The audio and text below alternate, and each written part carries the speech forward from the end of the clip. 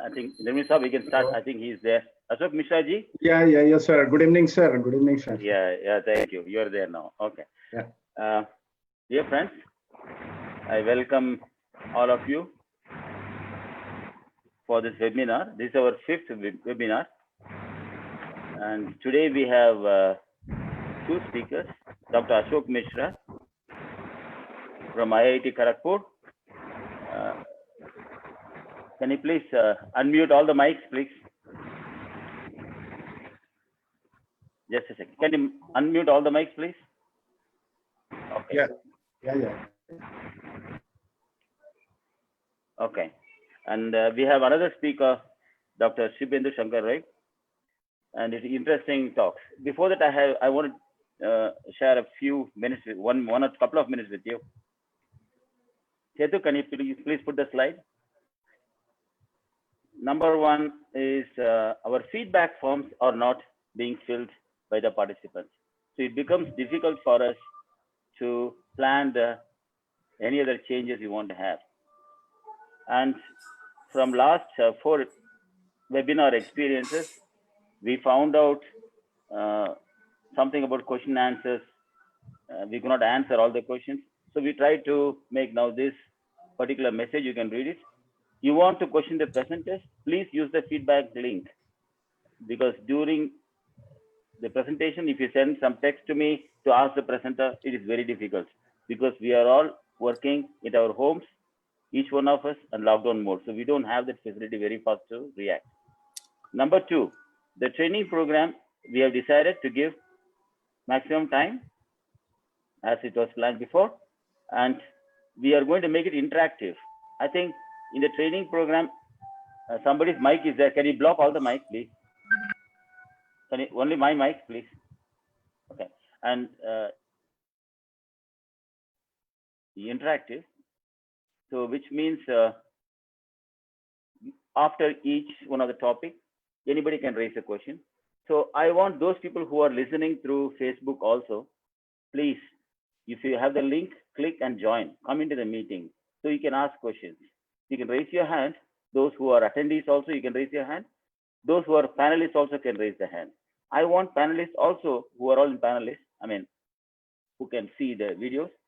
You also raise the questions, ask questions if you don't understand the particular topic. So it becomes easier for us to exactly understand how much you've gone through and how much you have to put in. So you can raise your hand. The panelists who are there, raise your hand. That you have got a button on the right hand side, raise your hand. We will see it and stop. So it will be interactive. That's all in this one. Please remove the slide share. And now I would like to hand over the mic to Dr. Indramani to introduce the speaker on the program. Thank you, Dr. Indramani. Thank you, Dr. Syed. Professor Singh and friends, welcome to this webinar, 5th day. And as Professor Singh mentioned, that's going very well in his assessment. If it is going very well, then we are very happy. And we are trying to make it more useful, So we are in continuous touch with the speakers, and we are requesting them, like I talked to Sony and said that it should not be theoretical. So he said, sir, I will change the topic and the title, content, etc. So that way we are trying to improve, friends. And as we know that it is agricultural engineering, machinery, soil water, processing, all. So we are trying to make a optimal mix of the content and topics. And that's why today we have Ashok Mishra. He will be speaking on IoT and irrigation. And then we will have SS Ray, and he will be speaking on, satellite imagery and its use in agriculture. Dr. Mishra is a very, young researcher, I will say, and he's a professor of land and water resources engineering at the Agriculture and Food Engineering Department. Engineering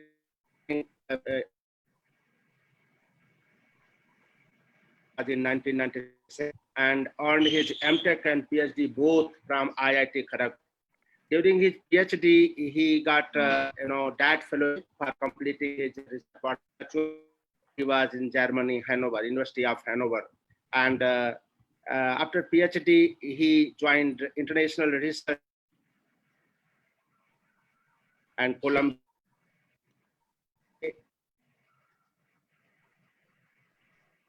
forecast application in developing methods of forecasting crop yield at field and regional scales. Research interests of Dr. Mishra are hydrology and watershed management, crop yield modeling, and climate change analysis and application. He has published more than 100 papers in various international and national journals and conference proceedings. Dr. Mishra will be speaking on irrigation and IoT, and I have requested that time is 20 minutes and content should be more that youngsters should understand the this IoT and some methodology. We will emphasize on that. I have requested, and now I request Dr. Mishra to start, please. Dr. Ashok Mishra. Good evening, sir. Everybody, thank you, sir. Thank you, Dr. Mishra, for introducing me. And it's a nice time to utilize this lockdown time by discussing the research and knowledge with senior research colleagues, and also get some idea to improve my research vision here. So should I, sir, share my screen or? You have used Zoom? Have you used? Excuse me. Have you used Zoom? No. Otherwise, he's putting the. Yeah. Now it is here. Now you can see it. Yeah. Okay. Fine. Yeah. So you can see for today's discussion, I have taken one quote from Earth Day on 22nd of this month. Jal hai जीवन का अनमोल रत्न इसे बचाने का करें जतन. I was so impressed with this quote that I have taken for my discussion today. With this, today I am here to present my research and learnings on IoT for agricultural water management. So let me start. Basically, next slide, please. Not working. No, it will not work. You tell us. You tell forward and reverse, please. Okay. Somebody will So change it.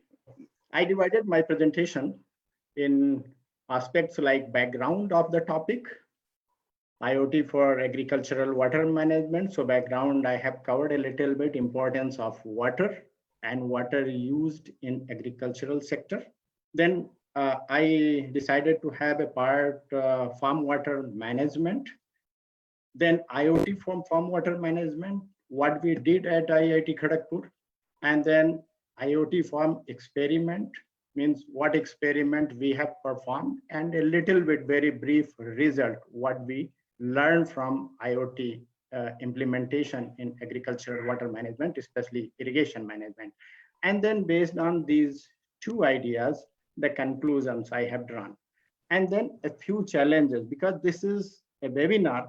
So I think it could be better to put the challenges forward so that researchers and colleague researchers can take this idea to improve this IoT and sensor applications in agriculture. So first, You tell forward. You want next slide, please. Next slide. Yeah, next slide. Then water use in agriculture. We know very well that more than 70% of the available water or fresh water, it is used in agriculture. And if we discuss about Asia specific region, then I learned that more than 60 to 70% it is used by developed countries like Japan, then China, South Korea. India uses somewhere near about 75 to 90% of the available fresh water, along with Indonesia, Philippines, Sri Lanka, Bangladesh, Myanmar, and Thailand. In countries like Pakistan, Vietnam, Bhutan, it is used 90 to 90%, and Nepal uses near about 95 to 100% of the available fresh water for agriculture, because there is less industrial and other development. So what we learned from this data or this information, that high water withdrawal simply indicates lower water use efficiency, or we can say productivity, as well as poor irrigation infrastructure and equipment development. Next, please.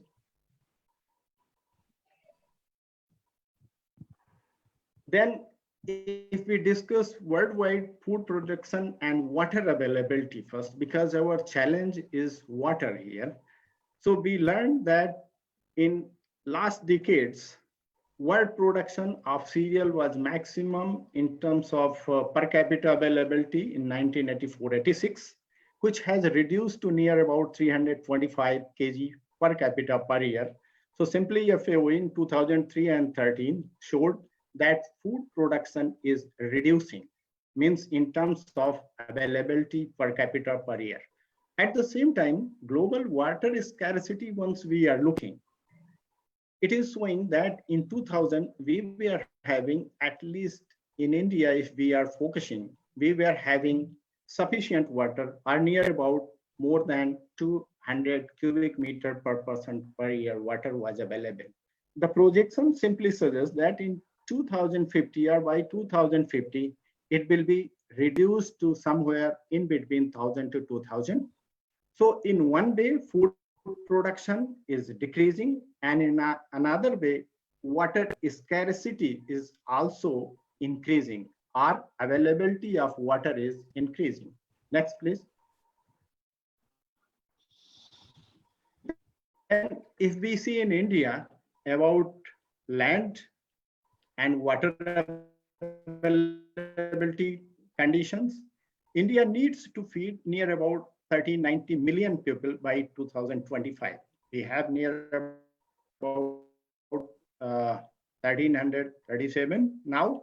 So it is increased population by 2025. We have land availability per capita near about or less than 0.3 hectare per person, which was earlier more near about 0.5 hectare per person because of less population. And if we just see the water availability per person, it has reduced from more than 5,000 cubic meter per person per year to in 2008, near about 1,700 cubic meter per person per year, which is further reduced to near about 1,500 at this present time per cubic meter per person per year. Next. So these are the simple scenarios. And if we just see water scarcity condition, there are three conditions: physical water scarcity, there is no water or reducing water condition, approaching physical water scarcity, or it may be economical water scarcity. Economical water scarcity means we have water, but it's simply running off without use. In India, we can see in this Ganges basin, we have sufficient water. If we are accounting in terms of volumetric water availability annually, we have sufficient water. So what we have, we do not have sufficient infrastructure, or we do not have, in other terms, efficiency of this water which is available within our land. So it is coming under economic water scarcity for India especially. Next. Then we can see water reality.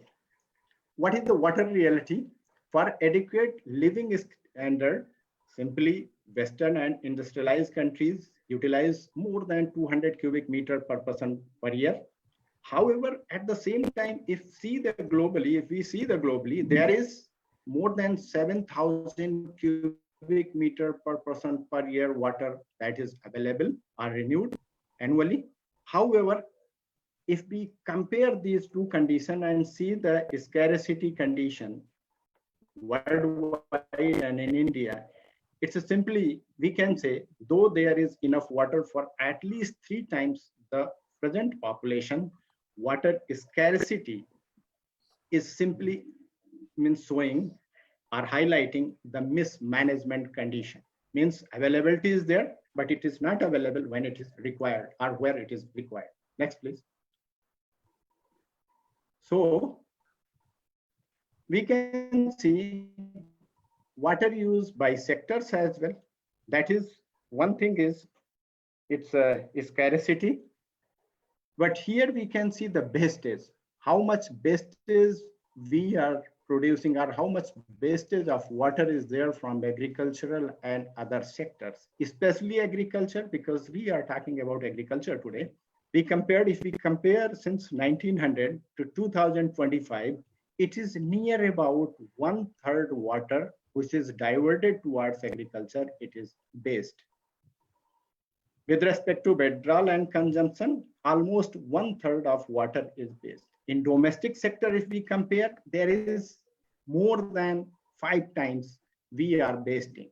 Least water is used and more it is wasted there. And the same scenario is industrial sector. Reservoirs have a limited capacity to store. So capacity of storing water has not increased in that ratio in which we have increased our utilization pattern as well as the wastage pattern. So scarcity, and second is the wastage. So waste also estimate, or simply we can say waste estimates highlight mismanagement. So there are two conditions, scarcity and waste of water in different sectors, and we are now focusing towards our agricultural sector and especially for India. Next, please. Once we have wastage, we have realized the consequences of our mismanagement of water in recent past decades. Waterlogging and salinity is well-known problem for North Indian states, few of North Indian states, and everybody is taking this as a challenge, how to remove excessive groundwater exploration. You can see in more and more areas, it is reducing groundwater and reducing more than 4 meters below than normal condition it was earlier. So these are just information and figure for 2014. So these simply shows us or simply realize us or bring us to realize that though water is available, but it's mostly waste and mismanagement, which is leading a kind of problem. And that waste is because 70 to 80% in India, at least 80% water, it is diverted to agriculture. If we save this diversion or say simply reduce a part of this water going as waste, we can have a quite good scenario of water availability. So this is basically the background where I want to focus towards agricultural water management by using efficient technologies or sensors network that is coming under IoT idea. Next, please. So this, what could be the solution for sustainability or say simply better use of the water? Simple idea is if we reduce a part of wastage from agricultural water diversion by simply meaning of precise application of irrigation, we can save the water. And this will support us long-term water security for people and the environment where it is required. Water paradigm shift in recent last year, those are also important once we are talking about the water management. Like water related problems are due to changes in climate, land use pattern, land use and population dynamics. These are the problems. So what could be the solution? Because agriculture is using huge amount of water, sensor-based solution has to evolve. What it could be? GIS, GPS mounted, IoT, machine learning, artificial intelligence based decision making. How much water? Because irrigated area has near about 35% of the total arable area. We have near about 142 million hectare in our country, but their efficiency of irrigation is not improved. Very less efficiency is there.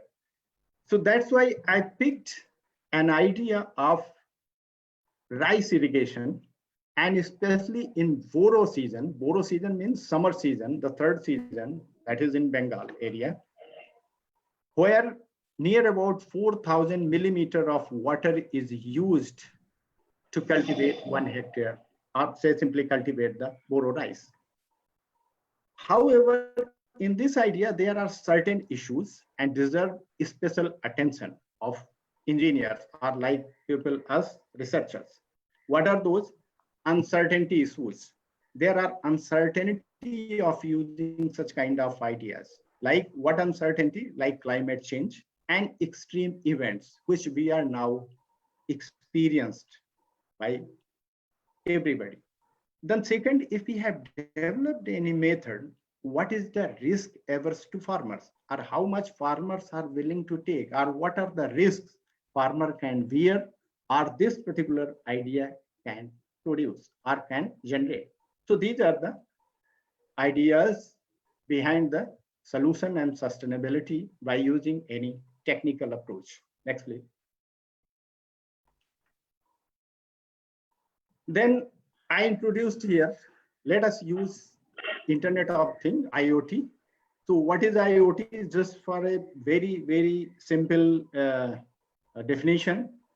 IoT is simply a system of integrated computing devices, mechanical and digital machines, objects, it could be animals or people, that are provided with unique identifier based on some location, some specific idea, some specific condition, or whatever it is for which we are trying to generate the information, and the ability of these to transfer data for a network without requiring human to human or human to computer interaction.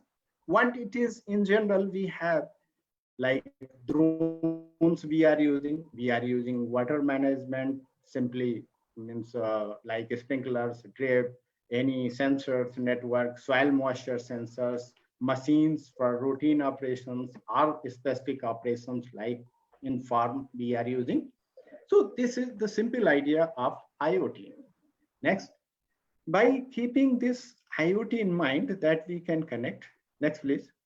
Here I have, or we have used one simple IoT for precision irrigation management. What it does, this simply automates the pump. A pump automation is there, like control on water, pump operation remotely by farmers for his or her convenience.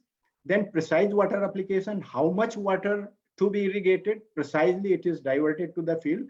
And it also gives information about crop and water in the field at any time, real time. So this is the idea, what we have developed, what we have used here are basically tested here. Next, please.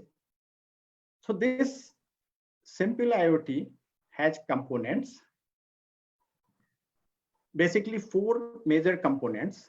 One is water depth sensor, because we have tested this idea in rice paddy fields, that is in Boro season.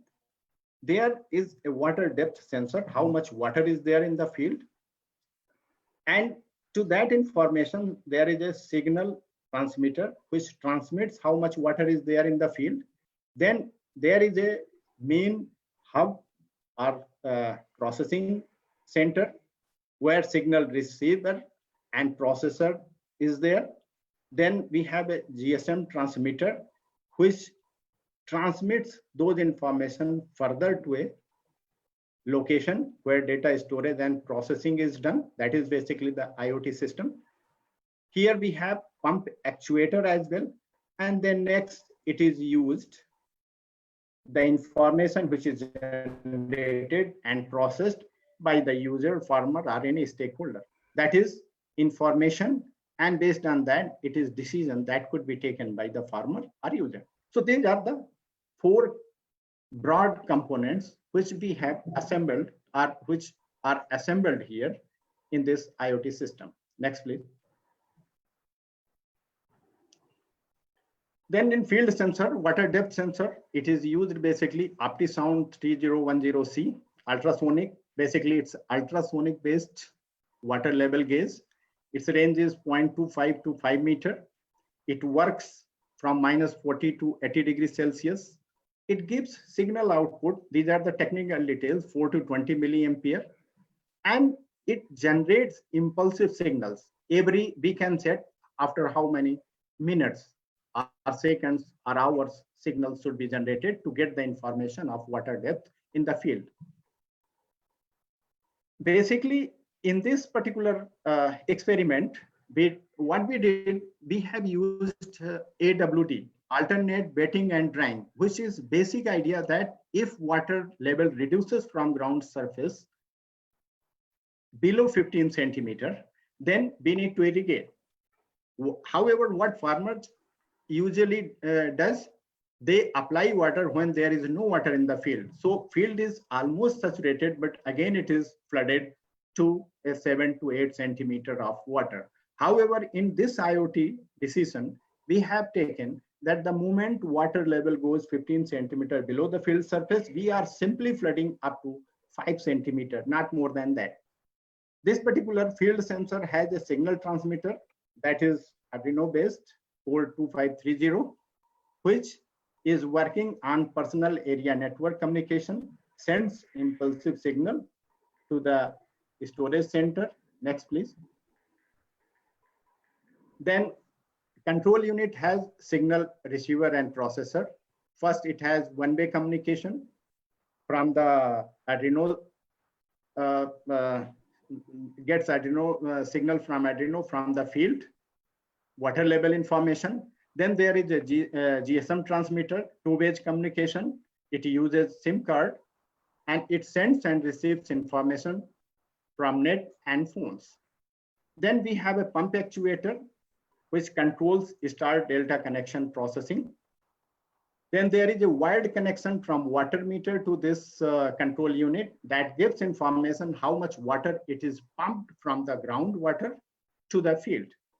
So we have two way of measurement. One is volumetric measurement by this water meter, and second in-field depth of water that much got diverted by the pump. Next, please. Then the last units are IoT, where artificial intelligence is used to decide the decision, or means information dissemination, and then it is end user or user interface. In GSM-based information, real-time clock-based water level in the field is received. Power information in the pump house, pump on-off timing, decision-based information, water flow from the pump to the field, those are recorded.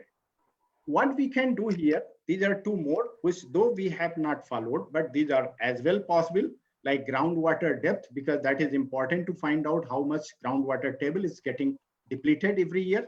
And the second part could be weather parameter, like we can mount a weather station there as well. User interface, it is simple or Android phone based system, which receives in regional language the information through SMS, like power is off, power goes off, start the pump, shut down the pump, there is sufficient water in the field, now it is time to close the pump. So these are the information which is received from the processing unit through IoT to the user. And there are, the important thing is binary option based decisions are there. If you want to start, just like for an example, want to start the pump, press 1. So automatically it will start the pump there. So this is what this IoT has. Next, please. Just 3 minutes. Next, please. So once it is implemented in the field for Bodo season 2018-19, what results we got, this is what I want to show you here. In IoT managed field, 2 fields of 320 square meter we have selected to test IoT and conventional condition. In IoT fields, irrigation was applied when water level reduces 15 centimeter in IoT AWD pipe below the field surface, and every time it was flooded up to 50 centimeter above the land surface, 50 millimeter above the land surface. In conventional condition, our typical farmers management field, when surface is still saturated, water is removed or flood, there is no flooding, more than 50 millimeter water is maintained or supplied to the field. So this is the water use pattern in the field in 2 conditions. Next, please. Based on these water conditions or water use condition in these two side by neighboring fields, what we have learned, there was near about 14.68% reduced water depth used by IoT plot as compared to conventional plot. So in conventional, it was 2520 millimeter water that was used, and in IoT, it was 2150 millimeter water that was used. If we accumulate the water that has been used, IoT-based management used 13.57% less water with respect to conventional plot or conventional irrigation condition. And if we compare the total amount in terms of depth, conventional plot used 308 millimeter of water, whereas IoT managed condition utilized only 2860 or used 2860 millimeter of water for Boro season 2018. Next, please. So based on these experiments, what we learned about the yield of rice, there was near about 3% more production of rice. So IoT-based irrigation has a better return. You can compare 1 meter by 1 meter plot or field-based sampling or field observation for total field of 320 meter, less than 1 meter by 1 meter of 3 plots. And in another way, once we have compared the field water use efficiency, we got near about 4 kg per millimeter of water used in IoT system means produced, and field water use efficiency we got in conventional condition near about 2 kg per millimeter of water. So there is near about 20% gain in field water use efficiency. Based on these results, we concluded, next please, that water saving of about somewhere 13 to 15% is possible by adopting the IoT-like sensors, integrated AWD method in rice cultivation as compared to conventional farmer practice. Since it was Boro season cultivation, it had more lateral and vertical losses, and water use efficiency of the system could be improved in such kind of especially Boro condition by checking the lateral and vertical losses. So it will improve the water use efficiency a little bit. IoT-based irrigation has better return with respect to the conventional farmer practice of irrigation, as the field water use efficiency is about 18 to 20% higher in IoT-based irrigation system that we have learned here. And this is the most important, that efficient sensors, integrated IoT could become an effective and improving way of farming or farmer's life with increased return and reduced effort in day-to-day life. Like he can start on off the pump from home or in the night, whenever it is required, need not to go there. So that is also reducing the effort in day-to-day life. So these are the basically the findings, and we can say conclusion of using the IoT. But next, please.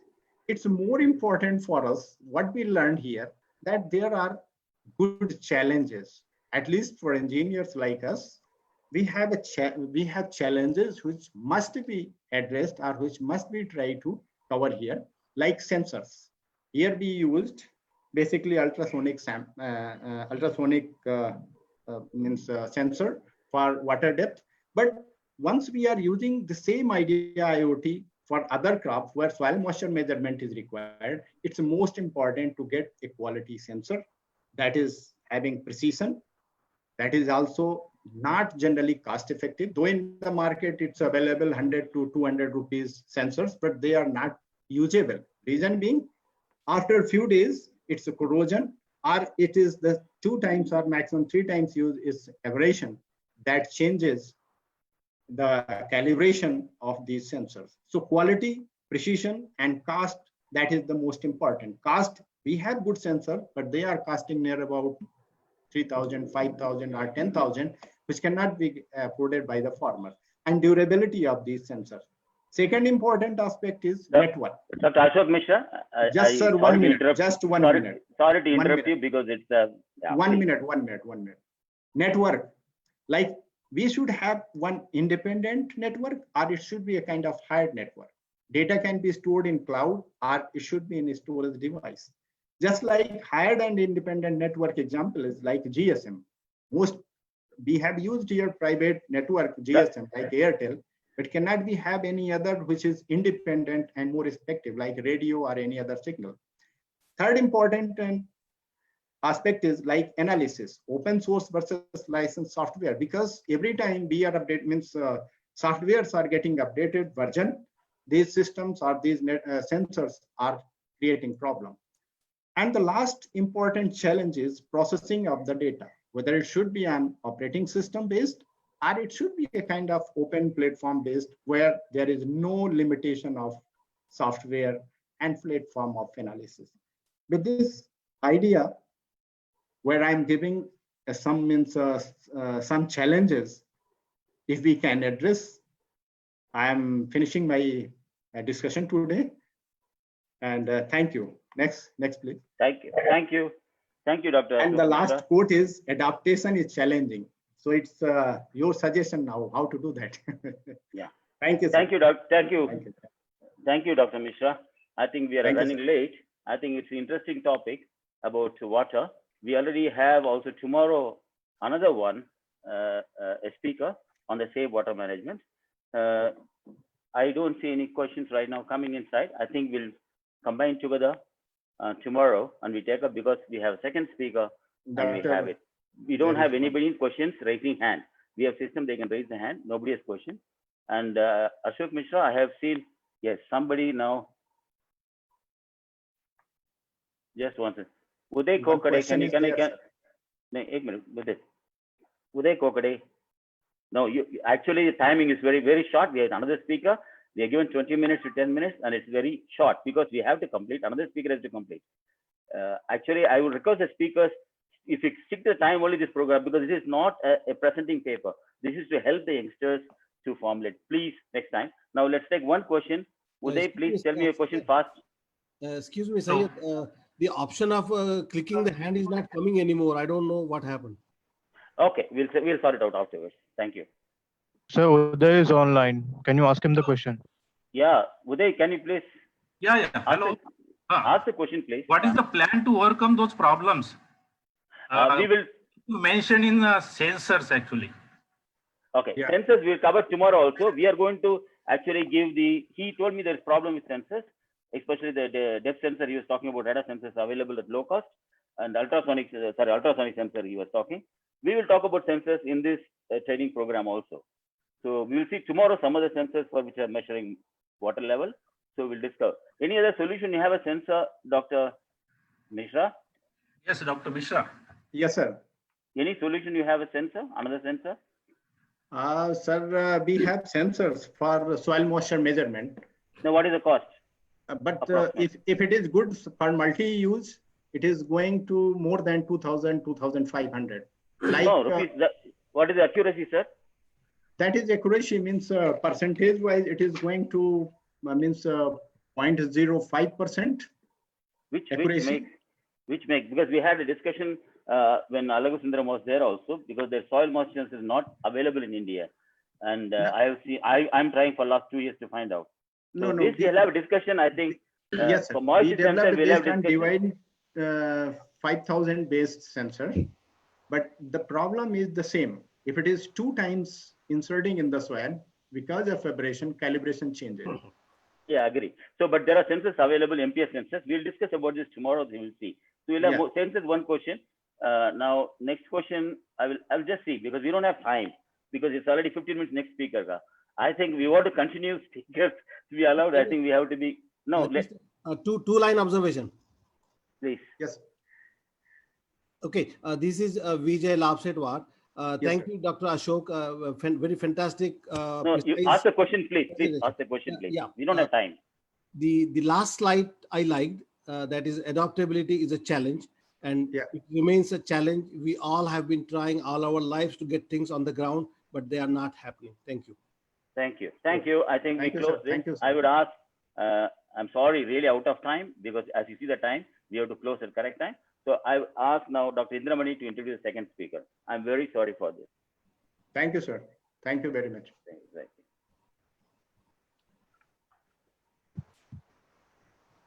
Dr. Indramani? to the experts. So you can directly write to our get connected to Dr. Ashok Misra. He is in IIT Kharagpur only. Now we have our friend Dr. Shibendu Shankar Ray. He is from IRI, and now presently the director of Mahalanobis National Crop Forecast. This is a very important of agriculture and farmers welfare. It was instituted in 2012, and yesterday we had its foundation day. So Dr. Ray obtained his master's and doctorate, as I said, from IARI, and we were together as a friend. In fact, three of IITians are working. One Divi Rao in Hyderabad, and Ray Saab is here, and SP Agarwal at Dehradun. A very good contribution they are making, and he has been during his nearly decades of professional experience at Space Application Center, ISRO, and MNCFC, Dr. Ray contributed to various aspects of remote sensing application in agriculture.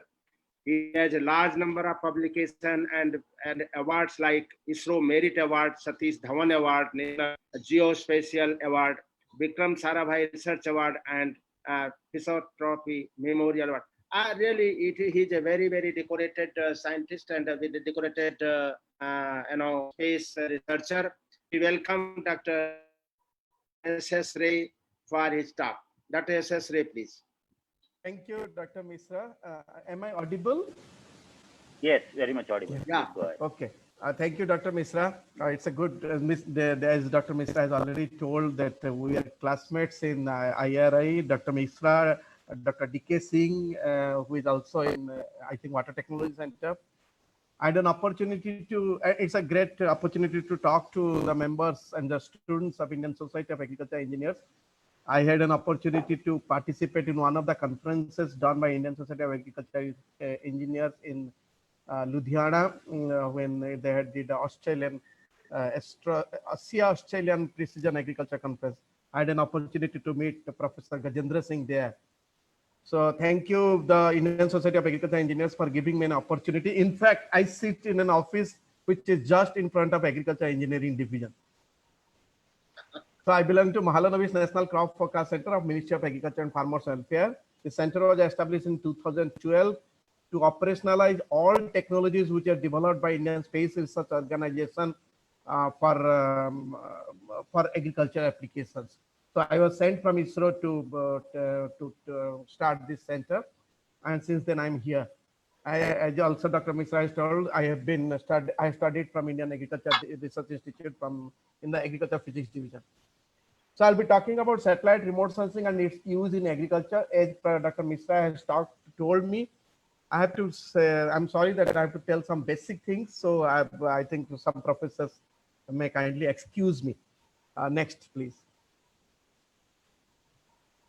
As basically, what is remote sensing? As all of you are aware, we have this basically studying the interaction of electromagnetic radiation with different objects, land, water, atmosphere, and we get reflectance from that. We use the whole component of the electromagnetic spectrum, and the sensors which we use, sensors basically are cameras which we use are either passive sensors where they don't have their own source of light, and or they can use either the reflected sunlight of the earth, or they use the thermal radiation coming out of the earth, or there are active sensors. Active sensors can be in optical, which is something, as example is a LIDAR, or a active sensor in microwave range, which is called radar. So they basically they send their pulses, and then they measure the back scatters or whatever coming back to the satellite. Next slide, please. So basically, there are physical. This shows the basic physical principles behind satellite remote sensing.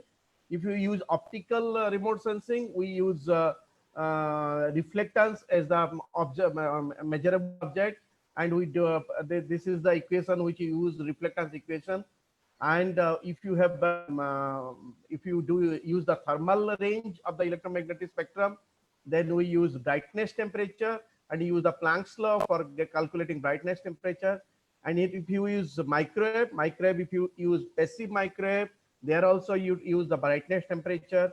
And if you use active microwave, so you use the backscatter coefficients, and which is most, these both microwave are mostly dependent on the dilatory property of the target. And also especially the active microwave is dependent on the structure of the target. So you have various models, image processing models, radiative transfer models, parameter retrieval models, process-based models, which are used for land, ocean, atmosphere applications. This is the physical basis of remote sensing. Next, please.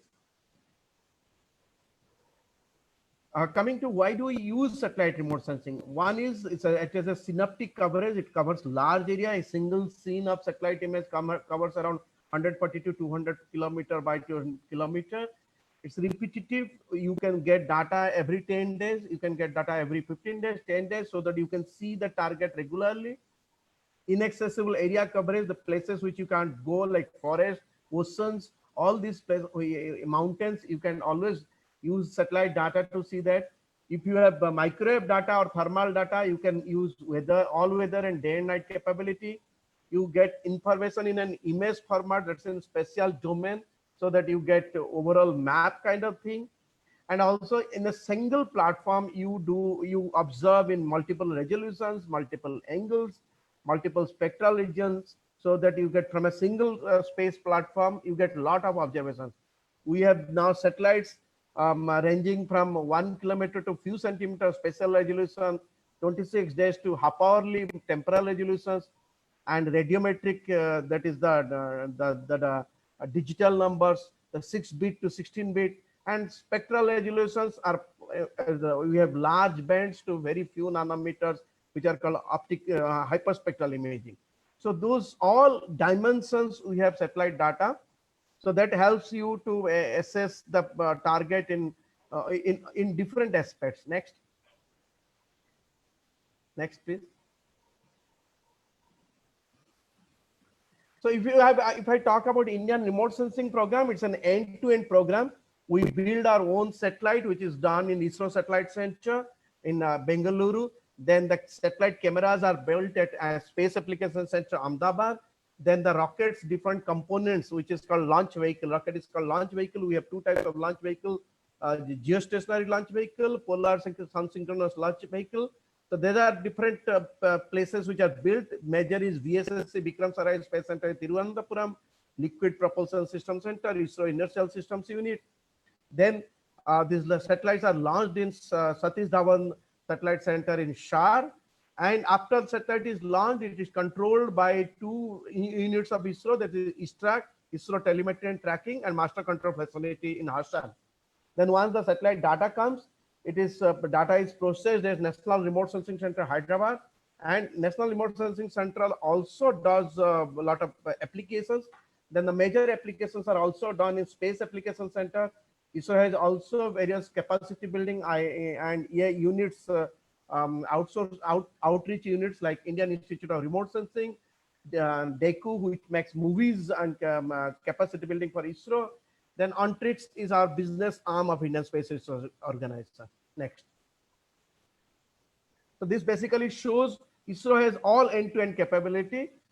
In the world, there are 62 agencies launching satellites. If you go the CEO's Committee of Earth Observation Systems, 160 satellites are available in the country, in the world.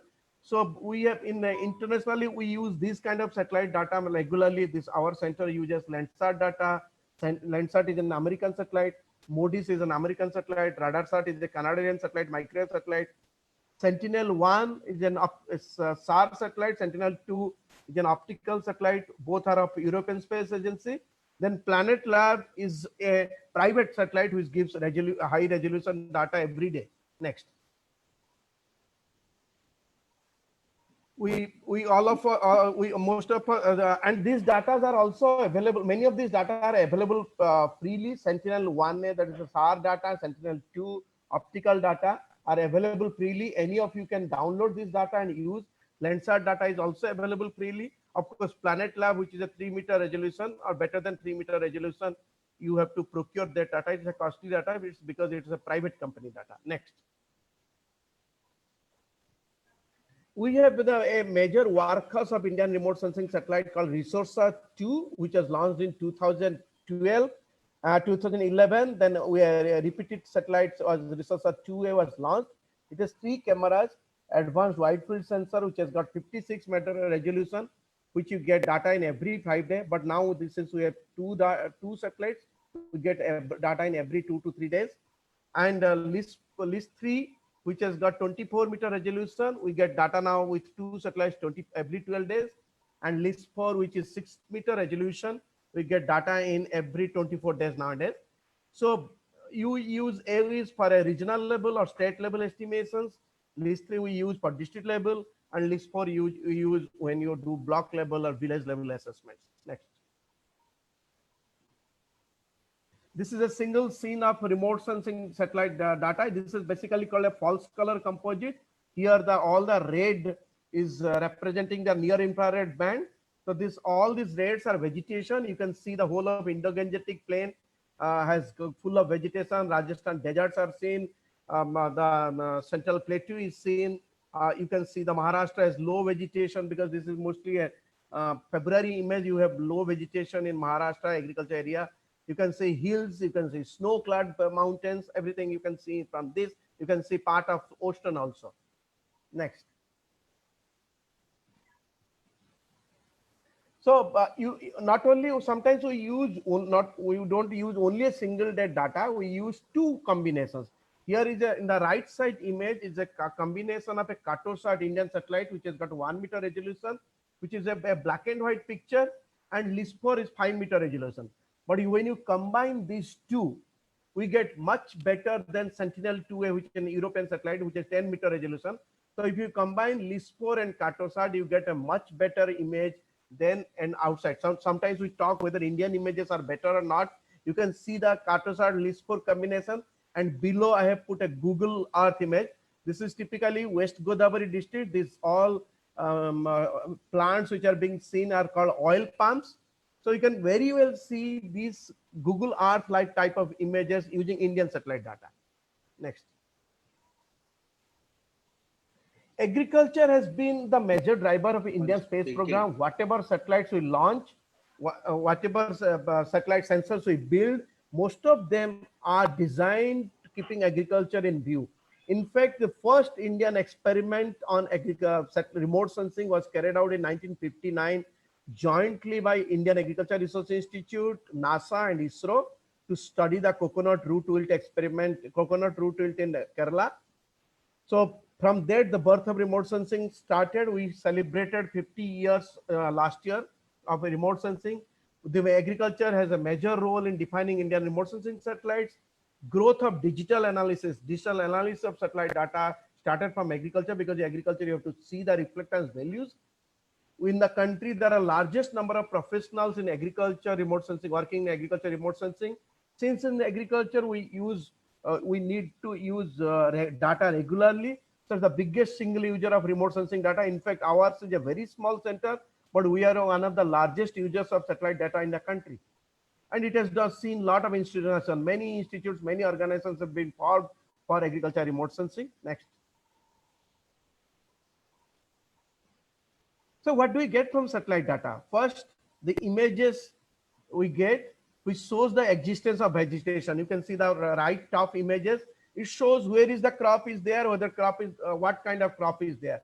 And from there, the density of the vegetation and different types of vegetation, using some ground truth, we can find out what kind of crop is there. So we get a crop statistics and crop maps. Also, based on the reflectance values, we can get crop condition, what is the crop is healthy or poor, there is water stress, there is a pest attack, disease attack, drought, all these things you can get. You can get, since you are having multi-day data regularly you are observing, you can get a crop growth profile. You can see the right bottom part. You can see how the crop progressing. It's a kind of a, if you have seen in your student days, LAI curve or a biomass curve, similar curves are generated from satellite vegetation indexes. So you can get a crop vigor map. You can see Madhya Pradesh big crop vigor map, or a sowing date pattern. You can predict, so you can estimate sowing. You can estimate where is the maximum vegetative state. You can predict the harvesting All these things can be done. Next. We can also get a lot of derived products. You can get soil moisture from the satellite data. You can get evapotranspiration. You can get rainfall from satellite-based estimates. You can get photosynthetically active radiation, which is absorbed by the crops.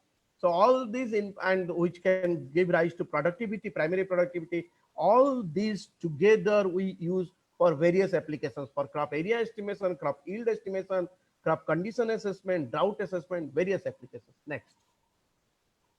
So there has been large number of applications of EO means Earth observation, or we call remote sensing or Earth observations. EO applications in agriculture. The biggest application in our country is crop production forecasting, horticulture developmental, sustainable agriculture, climate change impact assessment, both flood and drought disaster management, watershed development, fishery forecasting, soil resources mapping, irrigation management, in all aspects. In fact, the name which Dr. Indramani Mishra take, the VV Rao, he is working on the water resources. He is working a lot on the water resources and irrigation management. Next. So we have 5 major programs in national programs on Ministry of Agriculture is running, which we are operationally doing it. We have one is called FASAL, Forecasting Agriculture Output Using Space, Agrometeorology and Land-Based Observation, where it gives state, national, district level crop production forecast for 9 major crops using both optical and SAR data.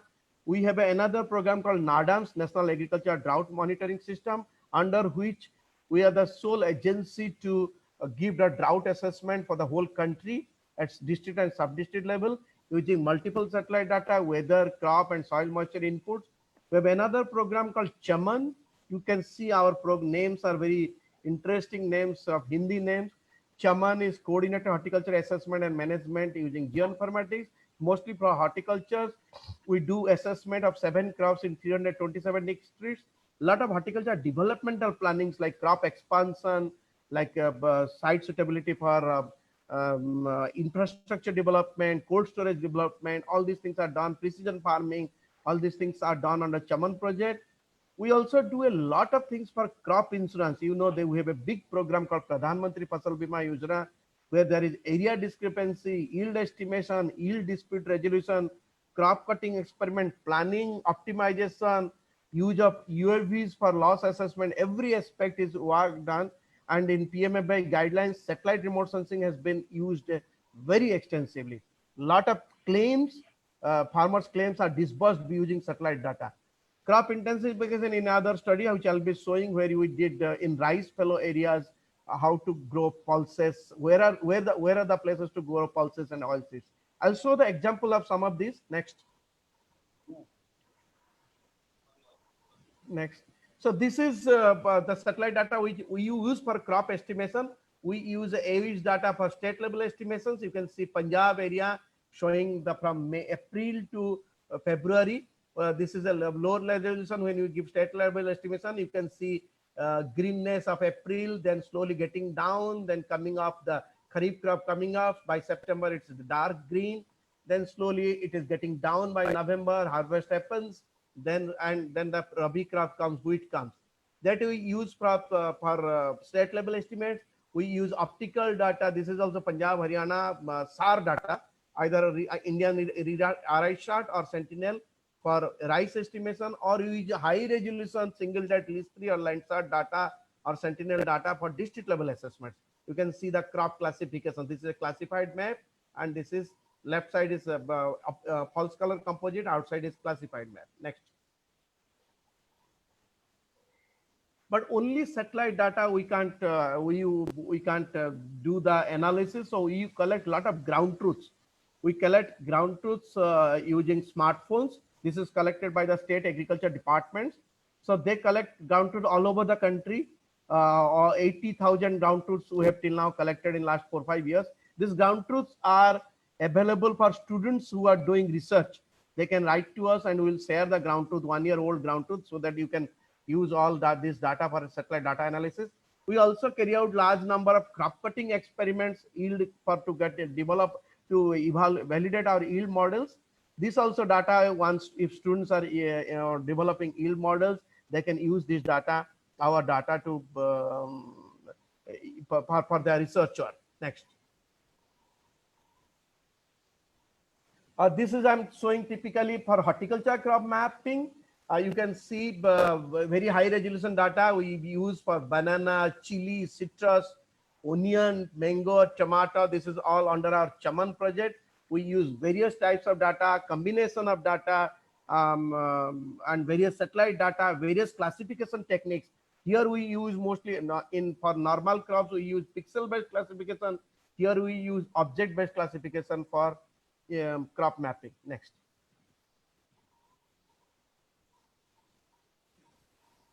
Next, please. Okay, we do a lot of work related to disaster and damage assessment. One of the major thing is our drought assessment, which you do as per the new drought manual. We do periodic drought assessment at district, sub-district level. You can see the drought assessment map of Kharif 2019. We also did recently Rabi 2019. So these drought assessments are used by the state governments for the drought declaration, and they get the compensation from the Government of India. We also did large number of studies to see the impact of hailstorms, impact of whitefly, how the locust attack impact. We also regularly do studies or assessments for extreme weathers like cyclone, hailstorms, heavy rainfall impact assessment, which we did for UP, the whole of Northwest India, which happened in 2015. We also regularly do flood area assessment, and wheat rust early warning, and also, you know, in Punjab, Haryana. This is a presentation I had given in Punjab during the SCPA about residue burning assessment. We regularly monitor the residue burning, not only where it has occurred, how much area has been burned. So all these things are regularly monitored by us. Next. Can we conclude in 3 minutes, Dr. Ray? Yes. I'm just showing one example what we do for crop cutting experiment planning. As you know, this CC planning are done by the various sampling plans given by Panse and Sukhatme from ISRI and Mahalanobis from Indian Statistical Institute. Now we are going to change that. So we generate a crop map.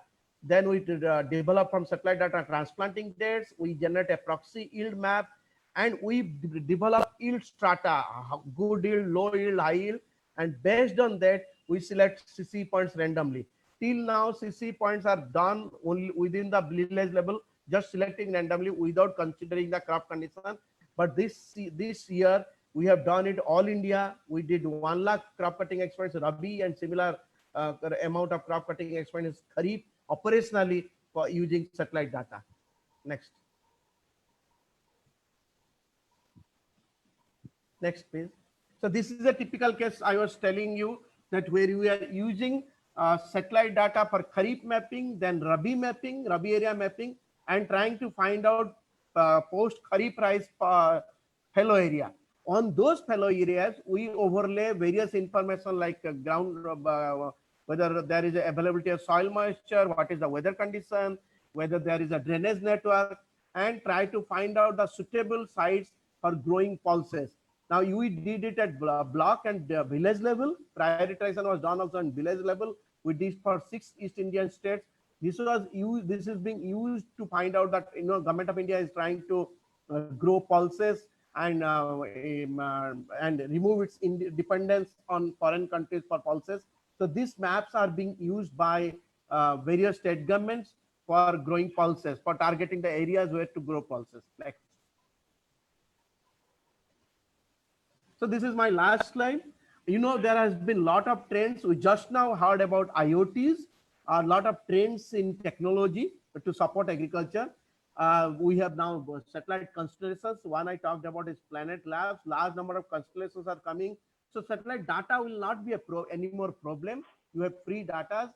UAVs and drones are coming in large way. You know, IRI Physics Division is doing a lot of experiments on UAVs. IoT, we just now heard IoT, wireless and sensor network, the smartphone and crowdsourcing of data, big data analytics. Most of you may be working on artificial intelligence, machine learning. We have open sources and cloud-based servers of Google Earth, Google Earth Engine, Amazon Web Server, large number of open source softwares like Snap, QuickGIS, etc. So all these technologies are going to support a lot to the use of satellite data, and all of this has been put in the guidelines generated for doubling farmers' income by 2022. Of course, as all of you are aware, 2022 is a very hard target, very tough target, but without using technology, we can't do it. Thank you. Thank you very much, Dr. S.S. Ray. It's a very interesting topic on new things. You should all clap for both the speakers, Dr. Ashok Mishra, for having taken their time, especially no questions, please. We already told you before in the program I have shown questions only. You have to fill in for the speakers, you have to fill in. I'll show again what I showed you slide before, because we have conflicts in the last 4 times we have seen, because we have short time actually. 20 minutes and 10 minutes we have planned, if at all questions, but questions becomes problem, because unless I will allow 1 or 2 questions, but people have to use the feedback link. And as I told you yesterday also, feedback link, nobody is using it. I think you should put in the feedback. We will see that the reply comes to you. Okay, we are in now it's completely in home only, we are all working. So we have invitations now. So any really important questions you can ask, but I think they're giving already 5 meters. If you don't know about satellite images, everybody gets in 5 meters resolution now. If it's a government organization, there are a lot of people trying to use it, especially for insurance purposes. Any other specific questions you have, you raise your hand. I will take 1 question. There's no problem. Anybody specifically on this want to ask? I see 2 persons are there. One, I think, Dr. Boom Singh Devara. Can you please ask your question? Yeah, please. Oh, thanks, Dr. A. Just my specific question is that how this drone helps this Landsat data. Are you able to hear me? Yes, sir. Yes, Yeah, sir. yeah. Yes, sir. How this drone technology drones supports help Landsat Landsat data. He understood. Sorry, let him Yeah. reply. Can I take the second question? Then I will answer together. Yes. Just a second. Dr. Narendra Shah, what is your question? Please. Yeah, so there is this IMD office in Pune, tropical agricultural meteorology. So they do a lot of forecasting. So do you sort of have a synergy with whatever forecast they give every year, for example, before monsoon, about the different crops and yields and things like that? Okay, sir. Next, any other? No, 2 questions. That's enough, sir. It's there is one Dr. Manjul Hajra or something. No, he's not here. No question. Manjul Your Hajra, question. yeah. Yeah, Manjul, please go ahead. Your question. Thank you, Dr. Ray. I have one question. Already European Space Agency, they have sent it to Agri platform, which is global coverage, and you can process agriculture related, crop data for the whole world. And I think ISRO and your center is a much better position for India because you have a lot of data sets and it can be done more specifically requirement of India. So how do you, and as I said, this European Space Agency is free, everything is free. I think India, you should also, probably it will be better for the scientists to give this completely free and put everything together in that fashion, the way Center to Agri operates. Thank you. Okay, sir. So these 3 questions, sir. The first question, whether how do you combine drone and satellite data, sir? Generally, drone will complement the satellite data. Satellite data is a large area, so drone will complement. Drone will give a very location specific and short area, but very high resolution. So you can complement. You can use a sample locations drone data, and then take that information from the drone and then extrapolate to satellite and use that together. So both will complement each other, either Landsat or our Indian LISTRI or whatever, because LISTRI will see the 145 kilometer, drone will see 5 kilometer, but that 5 kilometer information is high resolution, which can complement to the drone data. So that is the first question. Second, sir, your IMD and IATM all give weather forecast. We give crop forecast. So weather is the basic thing. So we use weather data and weather forecast of theirs, to which is input to our models, and we give that the final crop forecast. So that is how their output is the input for us. Third is, yes, sir, India has a lot of satellites. As of now, India's archive data is free. Many of the satellites archive data free. Current real-time data is still now not free, but they are very low cost. But Government of India, the Department of Space also needs the central government's approval to make it free. But they're slowly they are going to make it free. But a lot of archive data is already free. So I hope I have answered all three questions. Thank you, Dr. S.S. Ray. Wonderful reply. Wonderful reply. Yeah, Sir? Dr. Gajendra Singh. Yeah, just a second. I think we have running out. Dr. Gajendra Singh, any comments from anybody? Sir, Professor Gajendra Singh, I have a complaint, sir. Sir, you had promised me that you will come to our center. You have not come. I'm a little far away now, but I'll come. I'm sorry. I missed it. Okay, sir. Okay. Thank you, sir. Okay, thank you, Sayed, please. both the speakers. I think, yeah, please, Dr. Indramani. Yeah, please go ahead now for the training session. Yeah, I again want to apologize to all the speakers. I know how much you're taking pains. I appreciate the whole the webinar. In the reason for conducting the webinar is to put our engineers or the professors and scientists into the knowledge of technology domain. That is the main interest.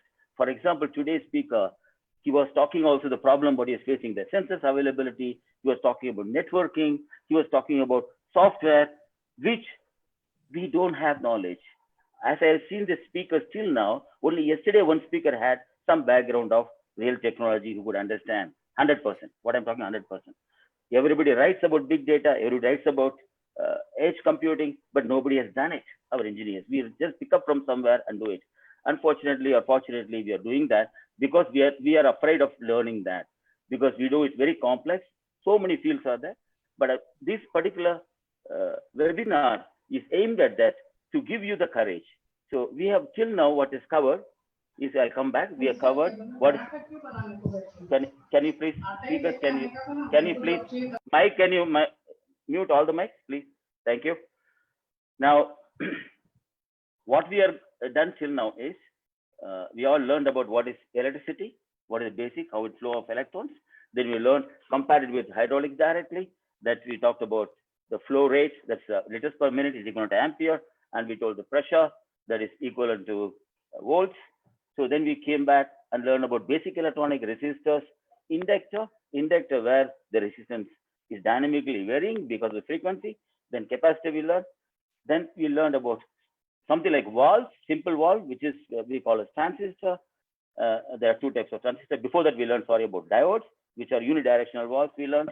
Then we talked about pressure reducer valves, something like what you call Zener diodes. We talked about.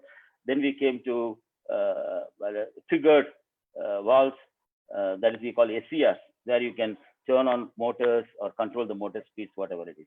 Then we came back to a little bit about linear amplifiers. That's operational amplifier we learned. Then second one, we learned about digital electronics. Digital electronics, we learned basically logic gates, what are the logic, and then how the digital things work. Then we came to latches. We came to flip-flop and latches. Then we came to counters. Then we talked about multiplexers, demultiplexers. Then we talked about frequency to voltage conversion, voltage to frequency conversion. Then we talked about analog to digital conversion, digital to analog conversion.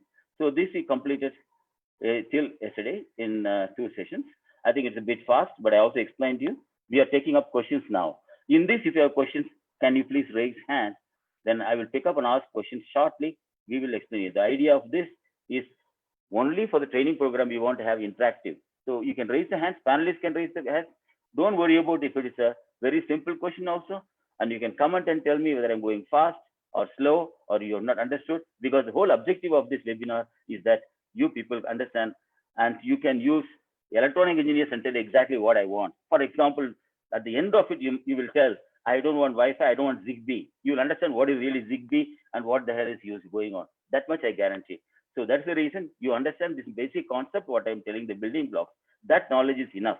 Those who are interested will go in detail and study. So can you ask me any questions? I'll give 1 minute time for asking questions. Anybody sees? I'll pick up some questions. Till now, what we have talked. Anybody has questions? I see one. Good evening, sir. Please, Pradap Sahu. Sir, can we talk? Sir, P.K. Sahu, Dr. P.K. Sahu. Oh, yeah, please. Tell your name, please. Yeah, please. Sir, can we get any training material related to this electronics? Thank you. You will, but then right now we are in lockdown. Actually, we are starting from home, so I will organize afterwards the training material. These presentations, whatever you are showing, that maybe that is very, very preliminary. Yes, I will give later on. Okay, thank you. I will give later. We will, please. Next, anybody has any questions? Any suggestions till now? Okay. I will come back now to this. You can see the slides now. So this is what we are going, training program interactive. So I would request any person can raise their hands and I will see the raising hand. If I don't see the raising hand, somebody will help me to raise the hand. So I will go back actually. Now I'll start about microprocessor, microcontrollers. Okay, digital we finished. Before that, analog we understood. What is microcontroller? What is it going to do? I remember this when I learned microcontroller. I remembered my chemistry laboratory. Okay, so let's take the example of chemistry laboratory and understand the whole microcontroller. It's very easy. We all have gone to chemistry lab. So chemistry lab we have a table. We got a table. In the front of the table we got a cupboard where we can keep, let's say, HCl, H2SO4, some standard whatever we want to have.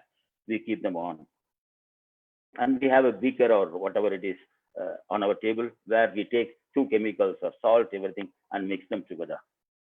Okay, this is what the chemistry laboratory looks like. Now you see the chemistry laboratory, what I'm showing you. So here is a guy standing here. He is me. Okay, I'm the one standing in the chemistry laboratory, and this is my table, and this is a beaker or ball what I have, and here is where I'm keeping all the materials here. And I got a notebook which says that this particular step I must do. First, take this particular salt, and then do this. Number two, take this salt, and for 2 minutes, 3 minutes, that's what the chemistry laboratory says. So I have got, let's say, a particular stopwatch to see how many minutes comes. So I need a stopwatch. I have a stopwatch. Then the chemical laboratory, sometimes HCl is, for me, the hydrochloric acid is over. I go to here my local storage I have, next room storeroom, or the same in the chemical lab I have. In the end, they keep the storeroom, so I can go and pick it up, fill it up, and bring it temporary here near my table. So I keep something near my table, and main things are available here. So this we understood. So now I give names to this. Okay. Now this is called ALU. That is called arithmetic logic unit. So everything in computer is done by arithmetic and logic only. There is, and we studied in digital and or whatever it is. This is the only thing. Everything, multiplication, division, whatever you call sign, everything, whatever you do. So this is the one important. This decides. Now, how big is this particular ball he is having? That depends on how much capacity he has got. For example, assume this is a fertilizer manufacturing unit. Then how many, let us say, this liters capacity of this? That is a productivity, output comes. So this size we call as a bit, 8-bit processing, 16-bit processing, 32-bit processing. It's simple. Here we have what we call local storage. We have nearby cupboard that we call as registers. Okay, this we don't require actually, but you must know registers. I explain. And this side here, local storage, what we have is what we call as memory, data storage memory. What we call, we store the data. For example, we take some material here and mix together and keep it back in local storage. Afterwards, we'll dispatch a local storage, goes outside, okay, out of the factory. So this local storage is a memory what you're going to have for data storage. Program is here written there, program memory. Okay. So you need to know, before olden days, program memory, data memory different. Even today, almost like that, because our applications now will be using program memory, which cannot be changed often. You will change program memory only once. So it's important to know when I want to put a program, how much program I can put actually in this. So sizes, I will tell you example, like you want to have 32K, we'll come back why 32, 16, 8, why these numbers like this, why not 30K, we'll come back afterwards. 32 kilobytes and 128 kilobytes and 256 kilobytes. This all looks very small to us now when we are using a system with this talking everything. but this is how the real your microcontrollers work. And this is what the 99% applications in the real life is done. Then you have now two real big concepts here, I tell you, division. One is called the register-oriented technology. Another one is memory-oriented technology. I would like to all the viewers to say that I am giving all this to understanding purpose only. So if you want really technically to see, there is very slight variations will be there. Let's not worry about it. Agri engineers, we understand. So we have example, Intel processors, old Intel processors. They were all register-oriented, which means I will go walk here and pick up and keep here and start working. Whereas Motorola processors, they're all memory-oriented. These local registers are missing almost. They made me so fast.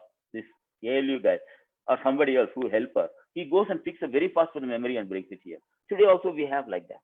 Today also we have processors which are memory-oriented, which are register-oriented. And beginning stages, we put this ALU, what you have, this fellow, some intelligence inside. We give some functions of multiplication, division, and all. So we remove that also, and we make very simple processor. Most of the processors now are very simple. You put your mathematical calculation through your software only. So that is what today we have. And today's terminology name for the controllers are Cortex, for example. You see the new one from Intel, everything on CORTEX, 32-bit Cortex. The 32-bit Cortex, which you can use for, let us say, a reasonable control in agriculture, small power, is hardly about $1, $1.5. I'm talking about Indian rupees. You will get the price when you order in few hundred pieces. So that's so cheap, the price is now. Now we come back to here, next one. We have to, for example, from your main place where I'm working, I need somewhere to move to get the memory, local storage. And plus I may have to have real-time clock. I want this only a timer I have, which gives you a stopwatch. I need real time. 4 o'clock, I have to go home.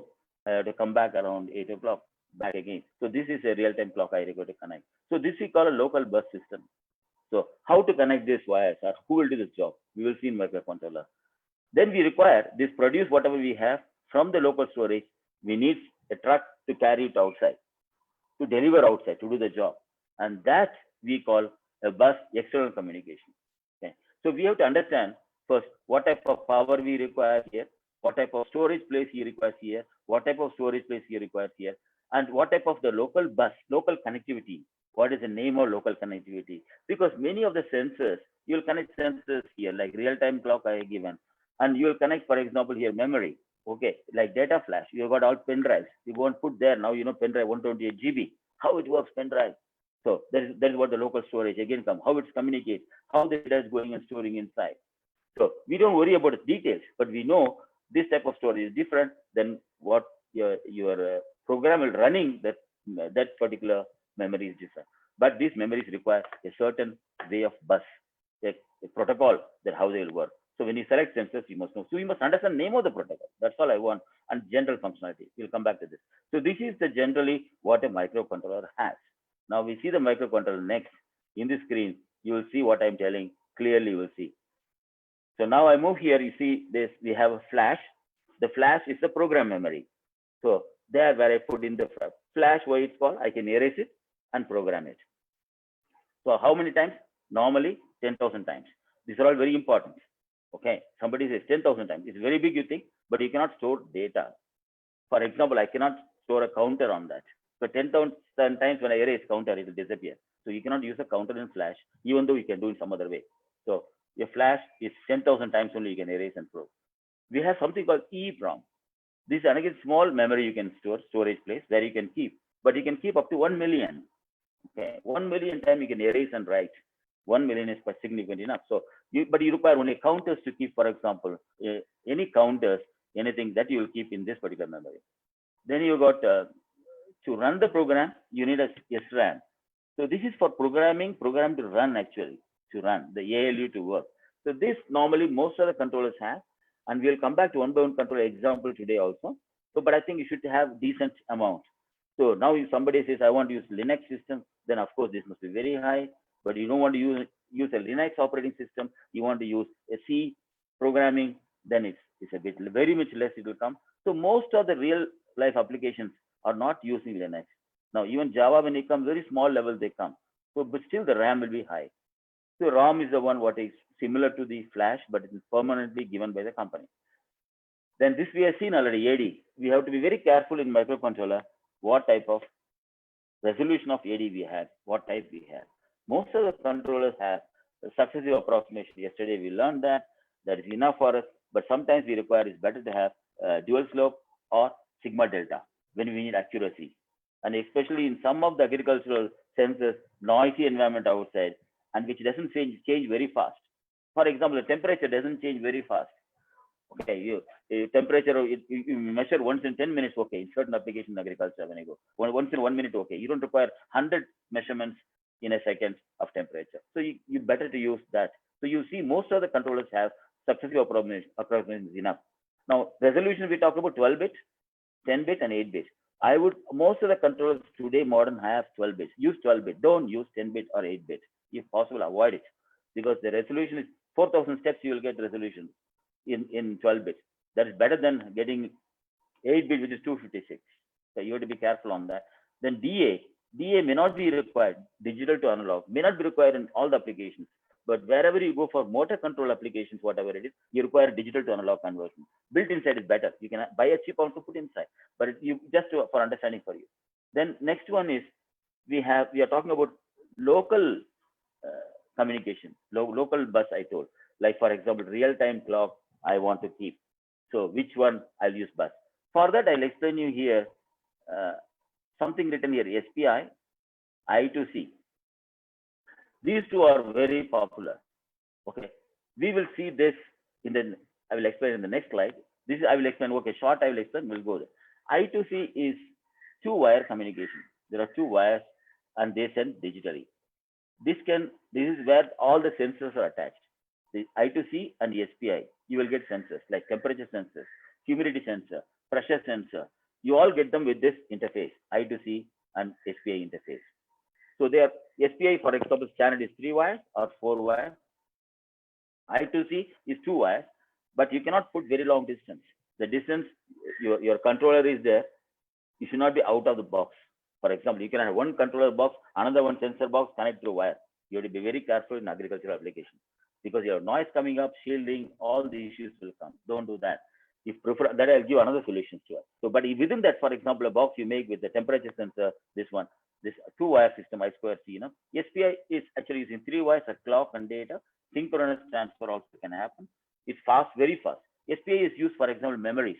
When you want to store data logging, like temperature, I want to log pressure. If you want to use SPI for data logging, probably it costs hardly about $1 or $2 or whatever, 100, 200 rupees. You can store up to several MBs of data. So if you use the SPI, so that is the power of the particular SPI interface, serial peripheral interface. You want to know. Now we come back to UART. UART is old computers had only this UART, RS-232. They used to call terminal. You connect a terminal from the computer to terminal. They are all serial, which is universal standard. Very first standard ever came into picture is the UART, universal asynchronous receiver transmitter. So you give the baud rate. For example, if you recall, before 30 years, the 56 kbps modem, all the modems are working. Run sound you will get, the modem sound. Very first when the internet came into picture. So they all have this UART. Now also you have UARTs for all interfacing purpose. You will see in one by one application. Next I have written CAN bus. CAN bus, first day itself we talked about, is controller area network. So they are also 2 wires. But you see, interesting thing here is, see, we are connected in one group, for example. Now, right now what we are having is master slave, because I am the master and you are all slaves. So, sorry, not the literal sense, I'm talking communication. So I say Dr. Indramani, he will say yes. And when I say Dr. Indramani talk, he will talk. Others are listening, but you will not interfere inside, okay? You will not interfere. That is the protocol we are following, okay? So long, that is the protocol we follow, many things will work out. But in an engine or anywhere else, there are temperatures. For example, Dr. Indramani is a temperature sensor in the engine, okay? And I am the fuel sensor. So we are all connected with 2 wires. Now, warning system comes there. Indramani will have priority than me. He can overrule me, because leave me, the temperature in the engine goes high is a problem. So he will give the priority that he will go faster. So that arbitration automatically done by the CAN bus. We'll explain afterwards CAN bus complete detail. We'll go through J1939 protocol, which is for the tractors used. Okay, we will come and see. So simple it is, and we have to. So we will drive that through. USB we know already automatically. Only we also know the difference of USB is only for short distance used. UARTs, when I told the other way around, UART is very long distance they can go. Actually, if you plan UART subdivision of protocols, we have RS485 protocol. You can go up to several kilometers. Okay, I have done it before 25 years, several kilometers. So it is not a problem when you go to UART.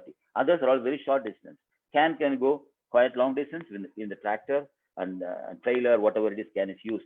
CAN is an open CAN, different protocols. I will come back. USB is for short distance, very fast. They are also 2 wires actually, USB also, but they cannot be used efficiently for our agriculture this one. But if you buy any equipment, import any equipment, they say USB connected, download here. So that is what you use. We come back here next. Important thing is what we require in the controller design is a timer. Timer is very important feature for all the functions we are doing. How many timers are there? How much is the resolution? Now I say as a designer we require, but we should know at least whether capacity to expand or not when we select about a microcontroller. Then this is something like even triggered timers are there. Okay, they're ACTs. We'll see in detail afterwards. We have RTC, real-time clock, sometime in the chip or outside we can put. Watchdog is important, very important in agricultural application, especially because something goes wrong with the controller, it crashes. What you will do? So you need a watchdog outside to bark. So I have to feed that watchdog 1 biscuit every minute. If I forget once, he will go and reset me completely. Okay, so that is called watchdog. So this is important to use them also in your application. You must tell the guy who is supplying you have watchdog backup or not. Now there are questions and answers. Watchdog in the same microcontroller is there. Some power problem comes, the microcontroller will go crazy. Watchdog also inside will go crazy. So in many agriculture applications, you have to think of having a watchdog outside. The dog must be outside, not within your house. It must be outside. So that is one of the concepts. We can argue on it, but this you have to consider. Next one we come back here is the crystal to be used, which is the what I told you as a clock for 2 minutes to put the salt and use whatever it is. Okay, stop clock. This is a clock generated by IRC. Today's crystal is not required. Most of the new controllers, they have the internally automatically generating clocks. But you must be careful about temperature in agriculture. We have, I remember I have used minus 40 degrees Celsius. In Germany, minus 40 degrees Celsius must work. Okay, the spray system what I designed. At the same time, summer, when the cabin, when they close in the summer, I get up to 60 degrees inside. So the biggest challenge is temperature. We will be careful. 60 degrees, even in India, you'll get a hot summer, you'll get easily. But outside, also in winter, we don't get minus 40 degrees, but we do get at minus 15, minus 20 degrees in certain places. But I think it must work at least minus 10 degrees. So you have to be careful in those cases to use crystal. Many of the designers will not know this technical, the electronic fellow. They also sharp clock is there, but you must remember to ask him the temperature variation. Then we need a lot of input outputs, depending on how many relays, how many pumps you want to start, how many sensors you want to connect and see, how many switches you want operating switch or not that you require. The important thing is, another one is the two facilities, capture and timer. This you'll see details sometimes when you go for other applications. Like some of the operations must happen very fast, even in agriculture, some of the operations to trigger. When a trigger comes, immediately I must start. So that can be done with a capture. I capture at this moment the state of all of the things, what is happening, inputs, all the inputs. Then I come to pulse width modulation, that is written here as a PWM, pulse width modulation. It's very important for speed control. So pulse width modulation means you have a certain frequency of pulse signal. For example, let us say 100 hertz is it remains as 100 hertz only, but how much time it is high, how much time it's low, that will give vary it. So that based on that, what you have attached afterwards, the amplifiers like transistor or MOSFET, they will change the speed, they will change the current automatically. The whole thing wonder happens in DC control, whatever it is PWM. Even if you BLDC motor, if you go, this is very important feature. Very important feature. PWM is most of the controllers give, but you must understand the range of PWM it supports, depending on whether it's used for BLDC applications or for normal applications. Interrupts are important, most of them have, and we have something called non-maskable interrupts. So, and we have a DMA, direct memory access. We may not require this is technical guys will know. The question is whether some of the controllers give a touch interface also, which means a switch, you require a switch, you will see afterwards we'll explain different parts of the switch, whether it's available touch. So these are all the general features. I think what as I see it is what is available in the controller, and the person must know or understand this little bit, the functionality of it. So your designer, you can tell, or you can ask them what processor you use. Is it Cortex-32? He will say Cortex-32. He will write lot of names, but tell him how much memory it has got. Okay, how much AD converter? What is the resolution it has got? Because you can expand the board or not. What is the input-output limitation you have got? Then it's easier for you to guide that fellow who is electronic engineer to design. And I think as an agricultural engineer, I design. I think anybody else can learn also design. You can Google and find out this topic. So much information available. Now I will only this slide. I will stop and ask for questions because we go next levels. So I'll ask any questions till now. Anybody can ask questions. I will give a time. There's already I see 2 questions I see here. First, I take the question from Engineer Dilip Kumar Kushava. Can you please ask your question? Yes, sir. Thank you, sir. My question is that most of the sensors available in the market for Arduino are I2C based, and as you told that the signal communication. Come to the question first. Sorry. The question is that how if a MPU sensor is there. So if I want a 5 meter distance to signal, how I can pass? Okay. You have to put a small controller.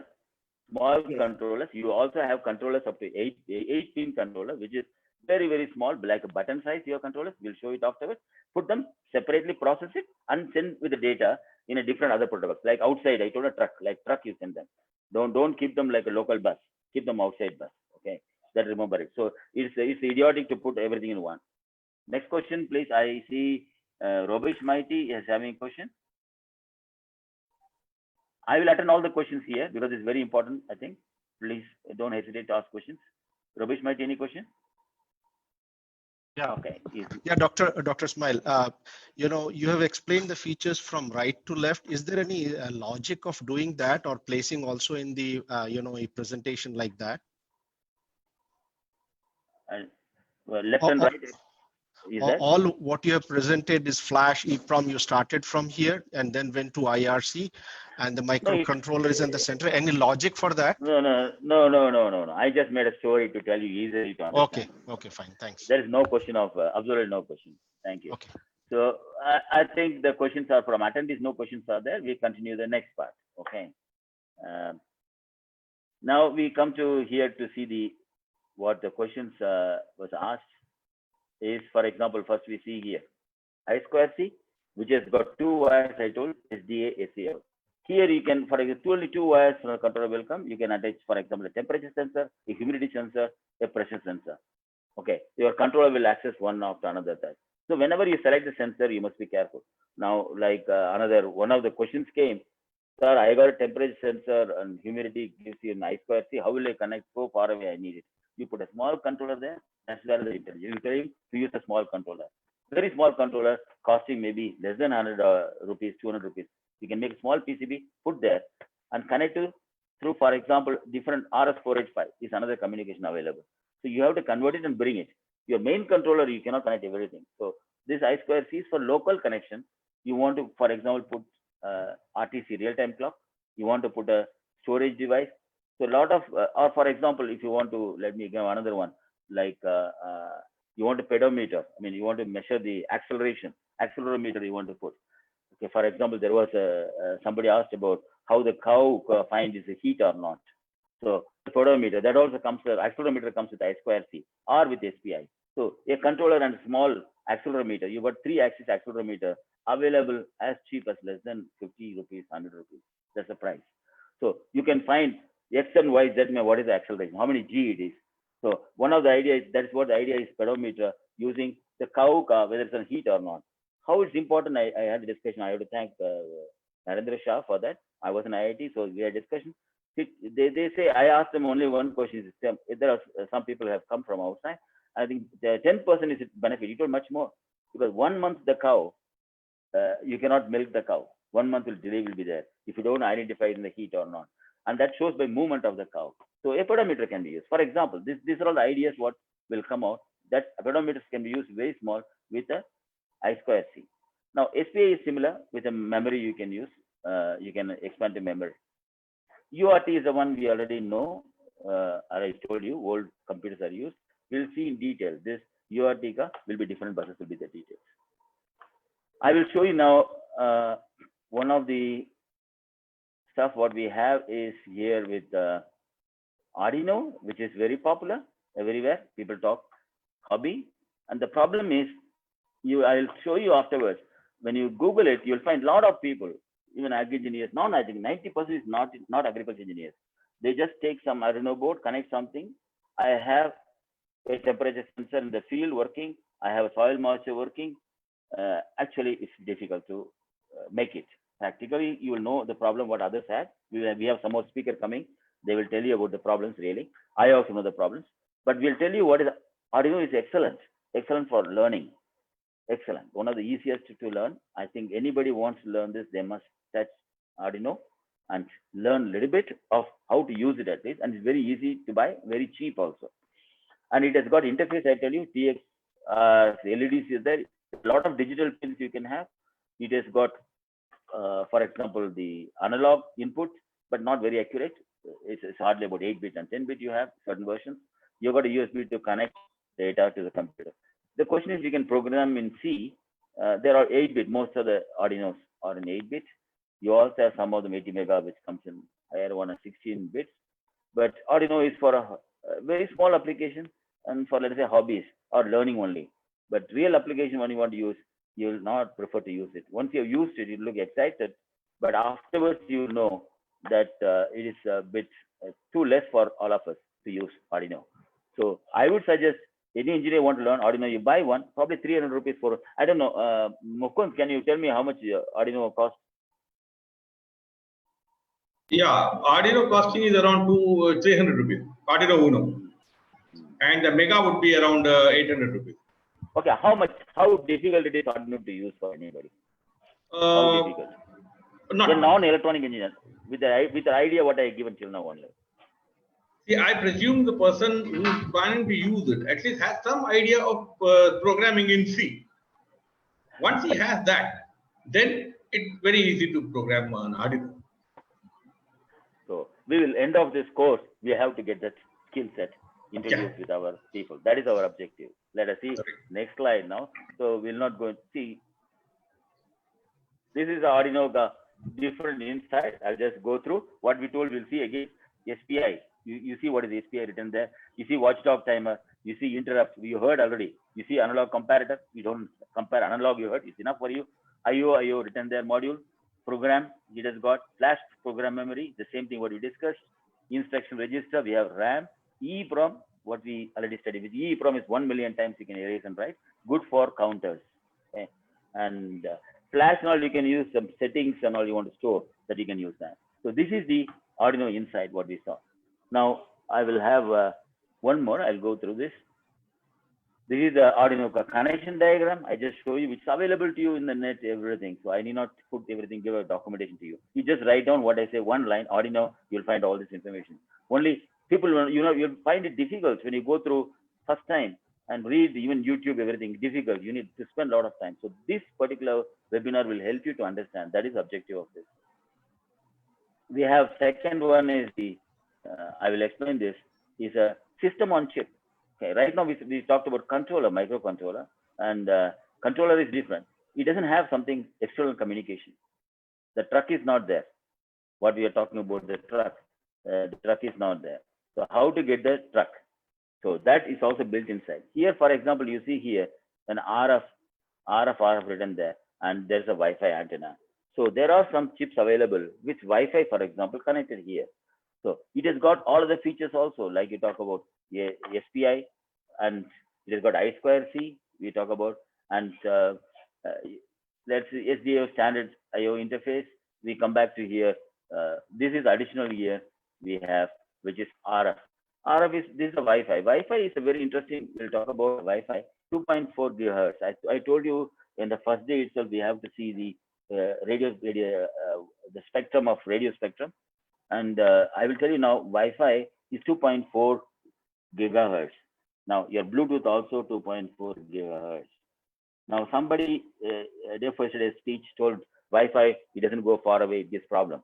It's a question of application. Wi-Fi can go up to 25 kilometers easily.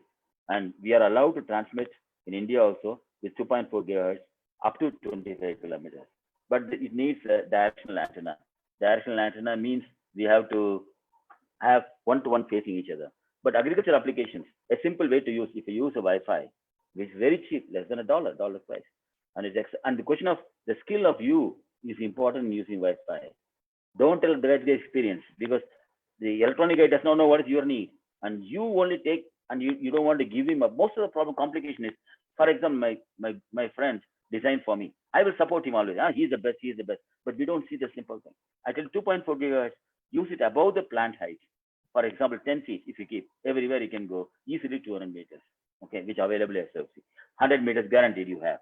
But certain restrictions must be used, because this is, in Wi-Fi at home, you cannot use 2 rooms, then you must think about that also. So we will come back, each one cover it, but each point we'll cover later on. But I'm saying SOC is available. For example, you can see here, one of the one which I told you is 100 rupees available. 100 rupees, again, I'm talking about volume pricing of few hundred pieces. If you want to buy 1-2 pieces, you'll get for maybe less than 200 rupees.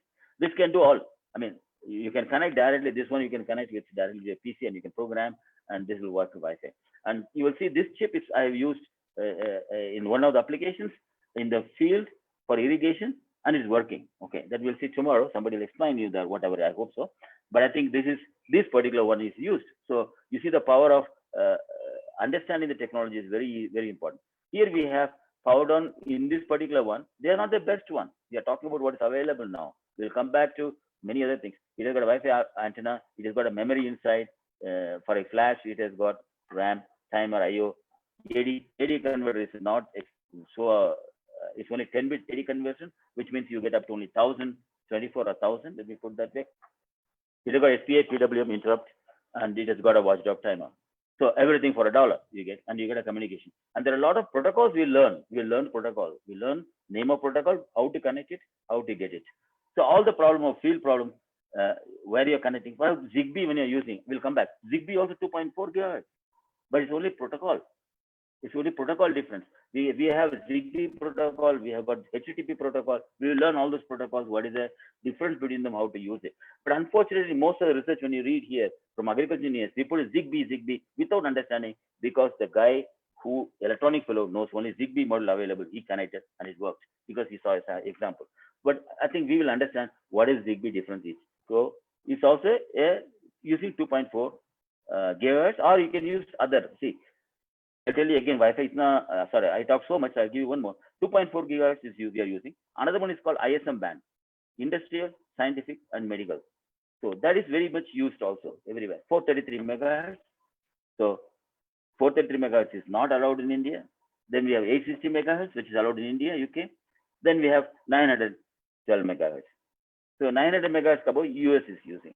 We will explain that also, what is the reason next later on. We'll come to the third one. Today we'll conclude with one more, because I show the power of all the controllers and one. This is called Raspberry Pi. This before this is not the only one. Before that, many companies have produced several. This is popular now and affordable price. Beagle boards are one of the best ones. Yeah, I have used Beagle boards before 10 years, and they are the best if you want to use. If you want to compare the boards as a technical guy. But I think a Pi, you see the hand, you see very small. This advantage you can use like a Linux programming. You can connect directly to a PC. You can connect. This is the power of it. There are 2 example models I'm telling from Raspberry Pi, and this is this much big. It has got a lot of features. We'll see the features. This one is 0 with very less features, and this is somewhere about 800-900 rupees available 0, and this probably around 2,500-3,500 rupees range. Now we will see how do you connect to Raspberry Pi 3. You say PAR sensor, you connect buzzer. These are all, you'll find a lot of diagrams like this. A camera you can connect. We will see that now bit detail. You have, for example, what are there in this particular board which you buy for 2,500, something like that. You got a Ethernet. Ethernet is what you connect actually. Ethernet port to your laptop. We'll come back and explain what is Ethernet, what is Wi-Fi, why we are using Ethernet. Is wired communication. So you got a gigabit Ethernet here, and you got a USB. USB, two types of USB. One mouse is one USB, another one is a pen drive is another one. They both are different, slightly different. We'll see it afterwards. Then you got audio. This wonder of this board is audio. You can connect a microphone to this. So, and you can also connect a display for it. A display means where you can connect your directly a screen. A computer screen you can connect. HDMI port, what do you call? A TV you can connect directly. Everything you can do for this. So it is wonderful. But I would suggest you go one step first. Arduino you take first, do it. Then you come Linux, you have to learn for this. We'll come back to this. Now, this is something I want to say. In the internet, you will find a lot of things will come. So they have used for agriculture purpose. This one done. None of them work. So our interesting people take something and take it and do it. So I think before that, now at the end of our webinar, at least I would prefer people understand the typical one and say this will not work. So let's not try this. Let's try something else. That's the idea. I think with this, I think I would decide to close this particular talk, and I would like to ask for questions now.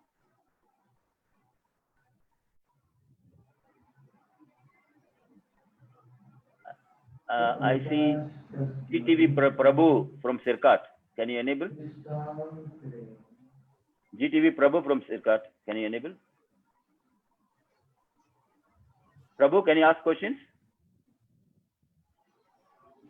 You are permitted to speak. Can you?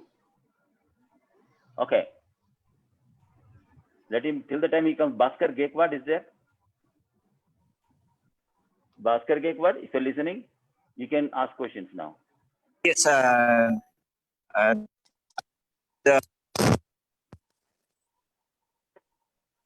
you can talk, please.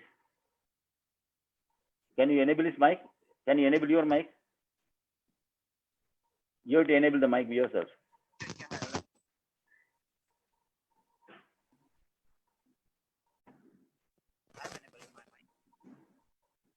Can it? Okay. Next, Bhaskar nahi. I'll call you back again. Okay. Fix up. Dr. Narendra Shah has a question. You have a question? Yeah. No, I just want to compliment that two case studies which I mentioned yesterday. One was Jasmine storage and another was seed storage. And one of our MTech students did exactly what you said. He used the Arduino and the Raspberry Pi to give a solution in some 1,500 rupees to make a control system for controlling the temperature. And the requirements were very, very, very precise. For jasmine flower, for example, we had to control between 4 to 8 degrees Celsius. And for seed storage, it was between 14 to 20 degrees Celsius. And it was very, very precisely done by a MTech student using the solutions that you talked about. Thank you. Thank you. Thank you. You say is Bhaskar Gaikwad? Yeah. Please speak now.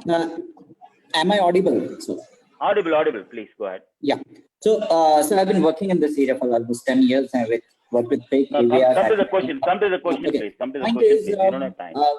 In my opinion, it has come to a point that hardware is evolved much faster. The agriculture engineers probably should be more trained on the software aspect side. So that Yeah, we'll come back. Okay, thank you. Thank you. Yeah. Thank you. Next person, GTV Prabhu. You have any question? Okay. Next, Sukumar Anand Kumar. This is the last question I will take today. Tomorrow again morning, I will take the questions, rest of the questions. Sukumar, if you hear, you can talk. Hello. Okay. Sir. Yeah. Sir, ask me. Actually, you talked about temperature sensors and RH sensor. Any gas sensors that will be used to particularly fix in cold storage to measure the gases by using this Arduino board and other things that they are available. Yeah, they are available. Sensors is a separate topic. We'll be covering it later on. We are just introducing now you the slowly one by one. Sensors is a separate topic. We'll be covering that time. We'll explain you the sensors. There are many available. Sure. Sir. Thank you. Now, I think Dr. Indramani, I hand it over to you. For panelists, any suggestion is there in talk? Please, Indramani, you take over.